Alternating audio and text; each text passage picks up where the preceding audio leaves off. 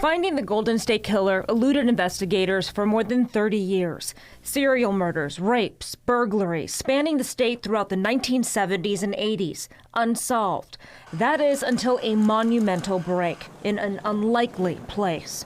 3,000 miles away alongside the Florida coast, the Palm Beach city of Lake Worth held the answer. And inside this modest 1927 home, Curtis Rogers carrying the unsuspecting key. The 80-year-old retiree unlocking one of the most heinous crime sprees to terrorize California. My office is in here. When a knack for ancestry transformed from hobby into genealogy website. I do it all in here. GEDmatch. This is the login page. Intended to trace family trees. Where we can help as many people as possible who are doing family genealogy. An online DNA database now becoming the groundbreaking tool in solving cold cases, to Curtis's complete surprise. Learning about the arrest of Joseph DeAngelo, just like the rest of us. There was an announcement that the Golden State Killer was caught, and I just kind of casually said to my wife, "Do you suppose we were involved in that?" And I just forgot about it. That is until Curtis was notified the next morning. A bombshell discovery, leaving mixed feelings. At first, I was shocked. Surprised, because they put their information on GEDmatch thinking that it's there for genealogical purposes. Now, if it's got another purpose, I was really concerned. You see, unlike private for-profit genealogy companies like 23andMe and Ancestry.com, which require a subpoena or search warrant from law enforcement, GEDmatch is a free, public, voluntary DNA database accessible to anyone, including detectives. Despite initially feeling conflicted, Curtis made the pivotal decision to continue as is, with transparency. We really have to be very, very open and honest and do everything we can to educate people about knowing that law enforcement is using our site. GEDmatch is growing. Registered users have uploaded more than 1.2 million DNA profiles. In just the past year, the landmark Golden State Killer arrest catapulting into 59 other cold case arrests and 11 Jane and John Doe identifications across the country.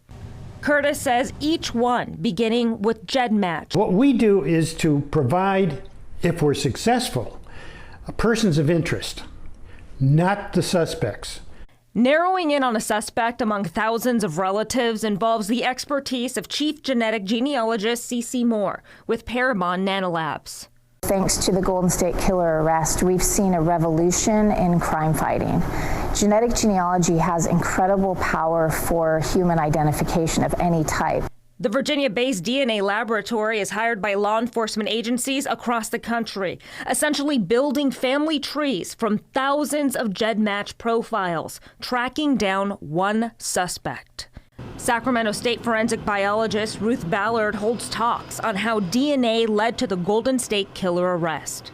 Yeah, you don't start off with a list of suspects. You're working your way back from this individual, not knowing which direction on the tree your perpetrator is. So you're kind of doing a lot of it blind at first. Genetic genealogy, when it comes to cold cases, is kind of like a jigsaw puzzle. You have all the pieces, but you don't know what the end image is going to be just yet. So you may start with the easy stuff and start small. You may start on the corners and the edges, slowly working your way into that image. That's what investigators did trying to solve the East Area rapist, and that led them to suspect Joseph DeAngelo. Just months after the Golden State Killer, this unprecedented DNA legwork once again led to another major break in an infamous Sacramento cold case. That has always been the case, really, you might say that has haunted me. Sacramento Police Detective Avis Berry leading the NorCal rapist investigation, a terrifying unsolved spree of at least 10 sexual assaults of women spanning 6 counties between 1991 and 2006. It bothered me daily sometimes, thinking about what could we do, what could we do more, where is this person, why can't we find this person? The 22-year veteran with the department spending more than half her career trying to find the person responsible. I never lost hope that we would be able to solve this case, but there were times when it was very discouraging and you kind of started doubting yourself. In September, genetic genealogy led to an arrest decades in the making.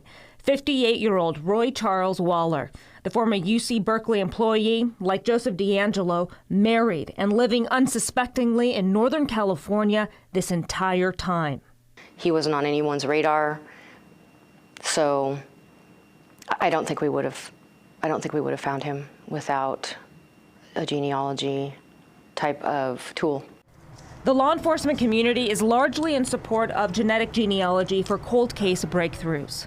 This is that ray of hope for them. This is that light at the end of the tunnel. But although this groundbreaking DNA technology is exciting, GEDmatch also raises ethical concerns about privacy. As forensic scientists, we've been kind of worried for a long time about, genetic privacy and all of this kind of thing, and it seems like it's just gotten out from under us.